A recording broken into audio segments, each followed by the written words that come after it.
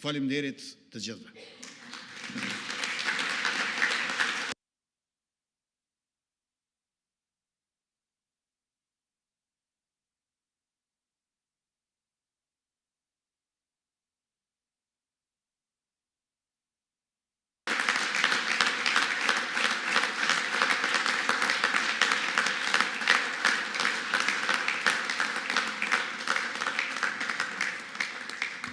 Faleminderit i nderuar kryeministër, po përpiqem mos me mbajt më shumë se 1 minutë sepse na çojnë në gjykatë kushtetuese.